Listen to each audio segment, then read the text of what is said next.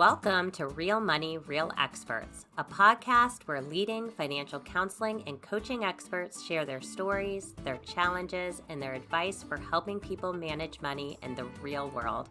I'm your host, Rachel DeLeon, Executive Director of the Association for Financial Counseling and Planning Education, or AFCPE. And I'm your co-host, Dr. Mary Bell Carlson, an accredited financial counselor, or AFC, and the president of Financial Behavior Keynote Group. Every episode, we're taking a deep dive in the topics that personal finance professionals care about, helping clients, building community, and your professional growth. The opinions of our podcast guests are their own, which means that their stories, views, or lived experiences may differ from yours or mine. However, the one thing you will always find on this show is a common thread. Our guests are passionate about helping people with their money to improve their lives, and they believe in upholding high standards for the clients and the communities that they serve. We encourage you to tune in to Real Money, Real Experts with open curiosity. Why? Because it's oftentimes in the conversations where viewpoints or stories differ from our own that we learn the most. Today's guest is Kate Mielitz.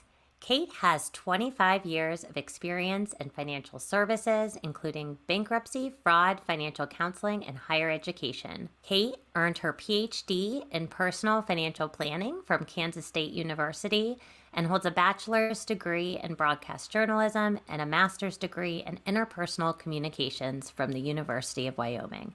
She obtained her AFC certification from AFCPE in 2009 as part of the FINRA Foundation Military Spouse Fellowship. Since then, she has served as an assistant professor in the Family Financial Planning program at Oklahoma State University. She's worked for AFCPE, Family Promise of the Mid-Willamette Valley, and Consumer Credit Counseling Services, amongst other organizations. Dr. Mielitz was the 2019 FINRA Foundation Military Spouse Mentor of the Year, the 2020 AFCPE Mary Ellen Edmondson Educator of the Year, and just this past year was awarded the Kansas State University Rising Professional Award in Personal Financial Planning. Kate holds the Certified Diversity Professional designation and is passionate about the importance of training financial professionals to better navigate cultural differences and be impactful in their work with marginalized, vulnerable, and neurodiverse clients. Welcome back to the podcast, Kate. Oh, it's so good to be back. Thanks so much for having me, Rachel and Mary. Yes, we love having you on the show. And if you've ever listened to this podcast, or if you've been a member of the AFCPE community for a while, you've likely met Dr. Kate. We've had the pleasure of speaking with you a few years ago and your journey to the AFC and the FINRA Foundation Military Spouse Fellowship. But today we're excited to bring you on to talk more about DEI, and even more importantly, the value of cultural competency training for financial and service professionals. Cultural competency is a cornerstone of AFC, but tell us what you did to dive deeper into this work. Actually, I owe so much of my journey to AFCPE. I'm going to back up before that piece, but a big piece of it's going to come back right here to AFCPE. So when I started in the industry, we're talking 1999. I celebrate my 25th year, July of this year. But, 1999, I don't remember all the things back then, but I do remember we were not talking out loud a lot about, if at all, about cultural competency, about how to meet people where they are. And I got in and I did some things and I thought, hey, I've got a pretty good grasp on this. As I started my PhD, I went and I was working with prisoners in the state of Georgia. And within the state of Georgia, as unfortunately throughout the United States of America, we see an overabundance of men who are Black, who are incarcerated. And there's a large portion of that is due to racism. That's just the long and the short of it. And in the prison system where I was working in the transitional centers, my audience was predominantly Black and predominantly unbanked. And I went in and I said, you know what? I know how to teach this. These are the things that these men need to learn in order to be ready to transition back into society. And boy, did I need to check myself before I wrecked myself. And as I got to know the stories of these men and their families and their experiences, banking is not for everyone. And I had to pause for a second. I'm like, wait a second. I've been saying and saying and saying for months, because it took me a while to find this out or to realize it, to listen well enough. I've been preaching this out. Oh, you need to be part of the banking system and come to learn. And at that point, I had not put the fine tune on it that I was making assumptions based on my privilege. But boy, howdy was I. And then I moved on. I was finished there. I graduated with my PhD. I went to work for Oklahoma State University. And while I was at Oklahoma State, I created a class called Financial Perspectives Throughout the United States, where we used the lenses of race and ethnicity, sex and gender, family structure, aging, and religion, and experiences with wealth and wealth disparity to understand how people use money. And I loved teaching the class, and I talked about my experience in the transitional center and where I had that kind of revelation, for lack of a better word. And we dug in deep about how experiences of how lived experiences with me being a privileged white woman influence how I use money, how the financial system is grounded in racism and racist history, and how we still today see experiences of redlining and discrimination in lending practices. And then I left, and I'm summarizing quickly because I want to get to the point where I share with you where I am today. I left academia. I went to work for AFCPE. And when I was at AFCPE, I really got to see the behind the curtain. So all y'all listeners, let me tell you what, there's a little behind the curtain here, AFCPE. But it was really, really neat because one of the things that I loved the best about working at AFCPE is that I was empowered to speak up. And if I saw something that I wanted to know more about, or I wanted to find out why we did it, I was encouraged to ask, question, and understand. And if we need to change, make a recommendation. Totally empowered to do that. And I saw the continued commitment to DEI. I was there at the first symposium where there was a kind of a after closing session, there was a discussion about DEI. I was not able to attend that, but that stuck with me. And as I came onto the staff, I'm like, okay, I want to be part of raising AFCPE up, because we know that within the financial services industry, especially financial professionals, we don't have a huge amount of diversity in practitioners. We see a lot, not so much on the AFC side, but as you change designations, we see a predominantly white male culture. And we all want to do better. And we all want to make sure that people feel that they are invited and welcome and going to be accepted if they come and work with a financial professional.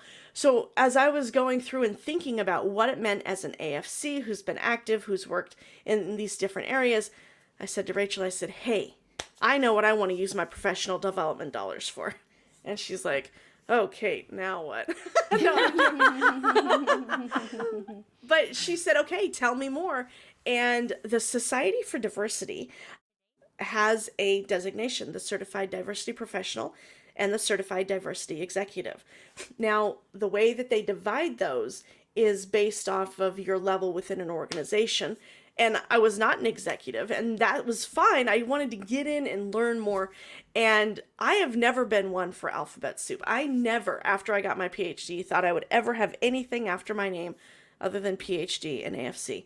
But the Certified Diversity Professional, really, it's like getting your AFC credential. It provides evidence of my commitment to doing the work in the DEI field to help people do better, and calling out, saying, hey, listen, I am actively working every day to be an anti-racist, to be an LGBTQ plus ally, to help people find someone who can meet them where they are financially, regardless of all of the different characteristics and lived experiences of the person seeking help and or the person who is giving the help.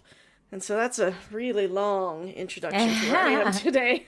Kate, there's a lot to unpack in what you shared, but kind of even going back to the beginning, that first, session where you were in the prison and you were working with predominantly Black men who were incarcerated, and you came in with your education and your background and your lived experiences ready to save the world and hit a brick wall, probably. What would you say to an AFC that finds themselves, or any financial professional that has, all of us come into this field with really good intention of, helping with behavior change and moving people into financial well-being. But what would you say to someone like you who's, coming at it with very good intentions, but maybe missing the mark? What advice would you give to someone like that? I think that's a terrific question, Rachel. Thank you for that, because I was fortunate. All of the men that I worked with were willing to listen, willing to try new things, willing to consider. So I was very fortunate in that regard, but I could have, you're absolutely right, I could have walked in and it could have been a brick wall. And one of the things I strive really hard to do is, just like it says in our core competencies, build rapport. And part of building rapport is a positive attitude, is, hey, listen, we're going to do this together. Hey, all questions are welcome. But it's also, if I were to go back and do it differently now, based on what I know now, I would go in and I would start with more questions. And I would not officially, as a, hey, research professor, gather data, but unofficially just kind of gather some quick data before every class. Who here has experience with a banking system? Who has a savings account? Who has a checking account? Who uses a prepaid debit card? Or, in that case, the green dot card, which was a whole nother story in the transitional center system. But who used to keep cash in a safe and only worked off a cash basis? Gathering more information like that, so that then I'm ready to respond to what their lived experiences are with money right then and there, and then talk about why that's a good way, why that is a less than optimal way. Because here's the thing, just because for me, keeping cash in a safe in the house isn't the right thing to do, doesn't mean that it's not the right thing to do for someone else. So for me, that might be less optimal. But for somebody I'm talking to, maybe keeping their money in the bank is going to be the less optimal way to go. And so that can be based on trust, that can be based on past experiences, that can be based on lack of financial capability, that can be based on the fact that they know that as soon as money goes in, the state's going to take it for child support or other reasons. So really go and walk into the room with, I can't wait to see what I'm going to find out today, and start with questions. That's what I'd recommend. That's so good, Kate. Instead of coming in with, let me help you. I just got back from a trip from Africa where there is a similar situation with many Black males being incarcerated. And I think that's one of the things that really opened up for me in those travels, was starting with questions instead of answers. And I think we'd all appreciate that from our perspective as well. Can you provide an example of how training in this area has made you more impactful when working with marginalized, vulnerable, and neurodiverse clients? Oh boy, a lot of it came down to me recognizing, I've said this a couple of times, I don't know if I've said it on the podcast before or not. When I was working at the university, I really I continued day after day to fall more and more in love with the work that I was doing. And there were times where I felt very pressured, very broadly, but very pressured to get another financial professional designation. And when I did not pass that exam, I kind of had to have a moment of, oh boy, who am I? What's my identity? And once I settled through that a couple months after I'd failed that other exam, and somebody reminded me I didn't have to have it to do my job, I didn't have to have it to even make tenure, I said, you know what? I'm not going to pursue it again. Who I am is an accredited financial counselor. That has always been my core and key identity.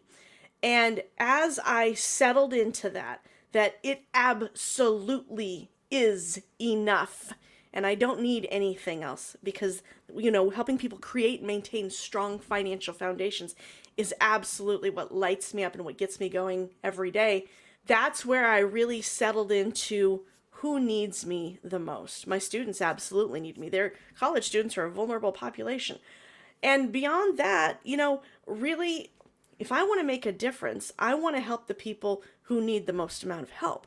I can't reach everybody, but if I can deliberately identify people who I have helped in the past, that's going to help me define who I can help going forward. Working with Family Promise of the Mid-Willamette Valley, that was families experiencing homelessness. Working with the Transitional Center at Augusta Day Reporting, or at the Augusta Transitional Center, and then with recovering substance abusers at the Augusta Day Reporting Center. College students. So we bring all these people together, and these are the people that light my heart up. Working with military, absolutely light my heart up. And again, another vulnerable population. And if that's what's lighting my heart up, okay, well, what else can I do with it? Why are they defined as vulnerable? So then we put on our research hat, and we go and we dig a little bit there. And then from there, we pull in, okay, well, who else needs my help? And then we move into the neurodiverse. I identify as neurodiverse. My children, my husband. I volunteer and sit on the Education Advisory Board for the TREAD Association of America, and looking at the intersection of verbal and physical tics, along with the overlap with ADD and ADHD and OCD and other neurodevelopmental disorders and the autism spectrum disorder. I'm like, wait a second. The way that people use money is not, yes, it is absolutely influenced by race and ethnicity and sex and gender and family structure and age and religion and experiences with wealth and wealth disparity. But how our brains work really functions in there too. How we grew up and experienced things, just watching people, hearing our parents talk or hearing our friends talk about money, that all influences who and how we use money today. And I realized that in the work that I was doing, when I heard the stories and I was able to help people connect who they were to that story and then connect that to what they wanted to do financially, I'm like, wait a second, there's something here. And that was really where I was finding my joy. And so I said, you know what, I want to do a focus of the work that I do. I really want to hone in on working with vulnerable and neurodiverse and marginalized communities, because I can make a difference. Is it the end all be all? Am I going to save the world? Abso-stinkin-lutely not. But might it make a difference, a small difference, at least in a day, at least in maybe the next pay period? Yeah. And it just brings me so much joy. You can tell. Kate, your joy and your passion is always really evident. And I still, one of my favorite Kate stories is she spoke for the credit building symposium a couple of years ago. And I came in the day after her session, unfortunately. But I think every single person that stopped me had something wonderful to say about Dr. Kate. So, about what she had taught them, how she had opened their eyes to the way she approaches clients. And so, I just think planting those little seeds and those ideas and those resources is really key to doing what you're talking about, Kate, just starting to bridge a lot of those gaps. I'm curious, what resources would you recommend to a financial planner or a counselor or coach or educator, or really anyone in this financial or social service industry? Do you have resources for people that want to learn and dig a little deeper? There's a book called The Four Pivots by Dr. Sean Ginwright, and I love that one. There is a book called DEI Deconstructed by Lily Zhang.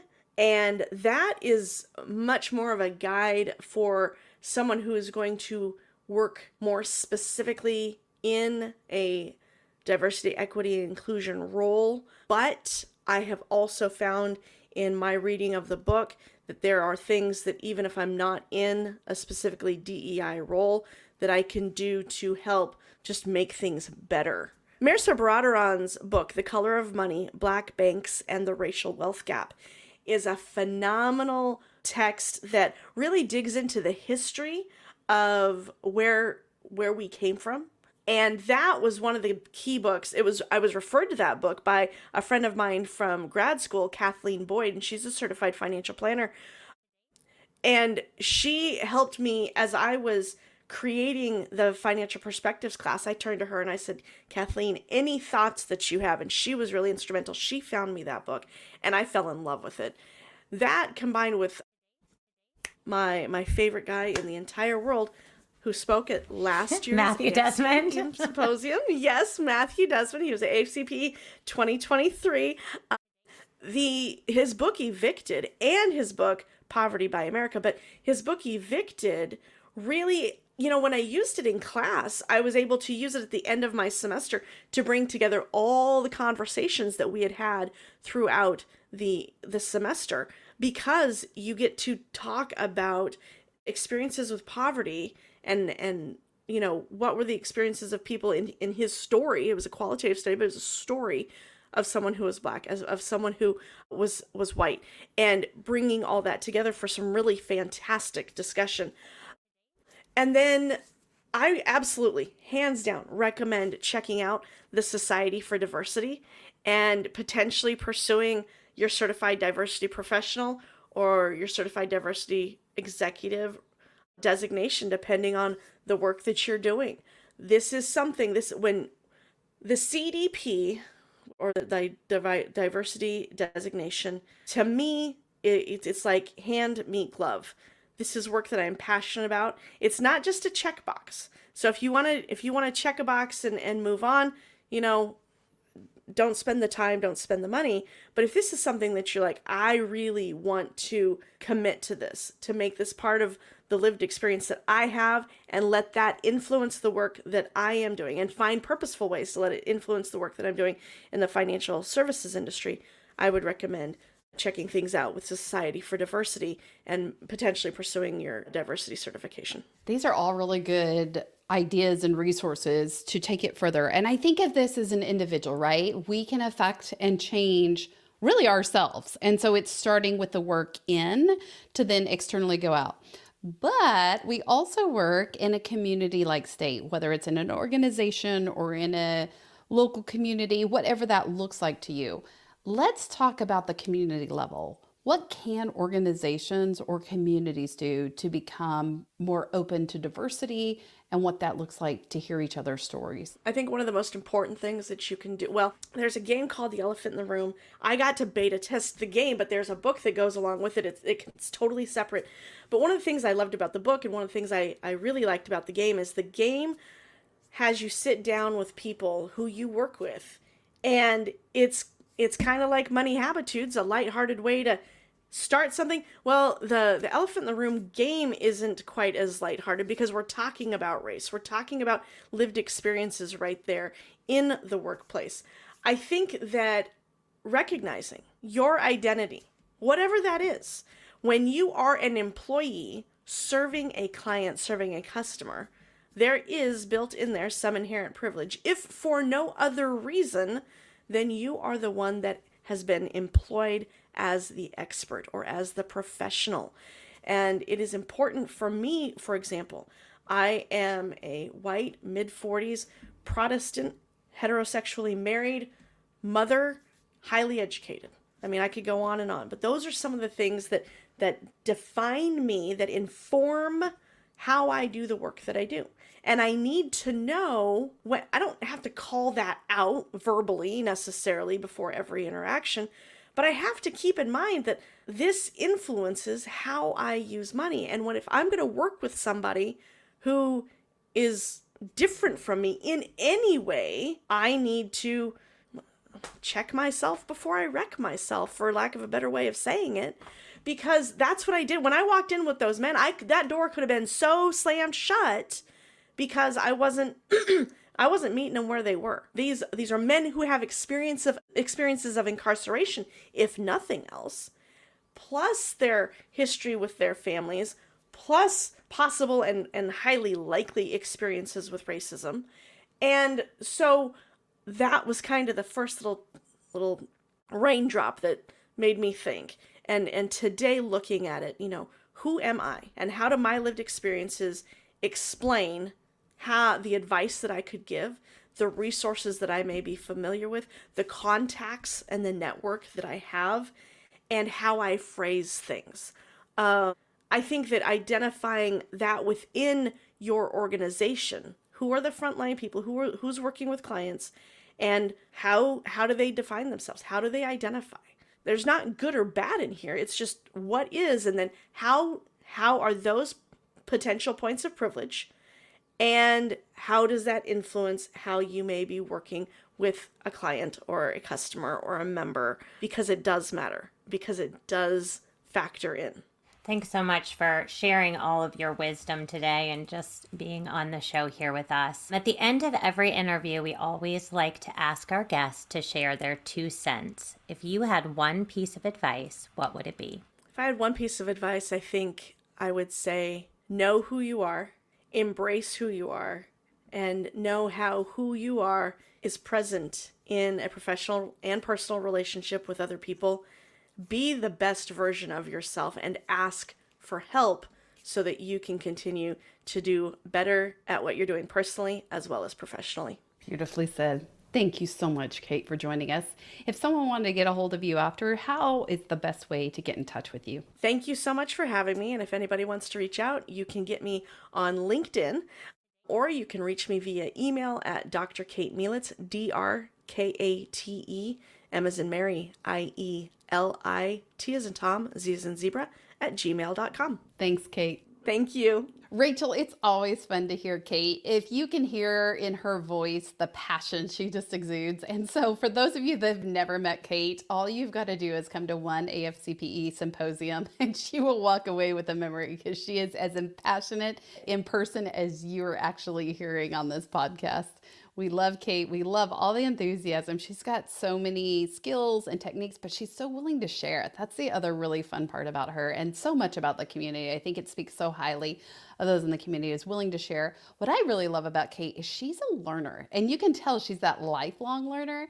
And so this conversation about DEI is about learning about other people, right? Learning about their experiences and their lived realities. And that is just what Kate embodies, is that lifelong learning, and so many others. So I'm really glad to have Kate, and I think it's great. She gave us a whole list of resources. We'll make sure and include those in the show notes as well for you to dig in and check out and just learn a little bit more about each other. I think when I always think of Kate, the word that immediately comes to mind is authentic. And I think the way she leads in a conversation and an individual interaction with clients, she puts herself out there. And I think that really breaks down barriers and kind of comes full circle to what we're talking about today. She spoke a lot about meeting people where they are, and that's what we talk about a lot at AFCPE. And the only way to do that, I think, is to listen, to learn, and most importantly, to unlearn. And so we do that by starting by asking questions. She gave a lot of great resources today, but I wanted to add on a few others. AFCPE has some really great essentials courses, DEI essentials and financial inclusion essentials. Both are really great cornerstone courses to help you work with more diverse clients and to break down some of the things that you've learned along your life path. And then we did a really great webinar earlier this year called Finance in Full Color. And so if you're an AFCPE member, I encourage you to check out all the webinars that we have. There's some really great information that we've done in the past, and there's some great things on the horizon. And then it is June, the end of June, and so a couple exciting things happening in the AFCPE community. Symposium registration is open, and this year's symposium will be in Columbus, Ohio, November 20th through 22nd. We do have scholarships available, so check those out if you have barriers to being able to join us. It is an in-person event, but we do offer a virtual component. And then also going on right now are capacity building scholarships. And I think when we're talking about meeting people where they are and building capacity directly within communities, these scholarships play a big role in that. And so between now and July 15th, if you are with a community-based nonprofit or a 501c3 university, be sure to check out our website. We'll put those in the show notes. But we are doing money management essential scholarships. and any group that completes those scholarships has the opportunity to go on and earn the AFC. So lots of exciting things happening in the AFCPE community, and such a great conversation with Kate today. And as we leave, I just challenge our listeners to listen, learn, and unlearn.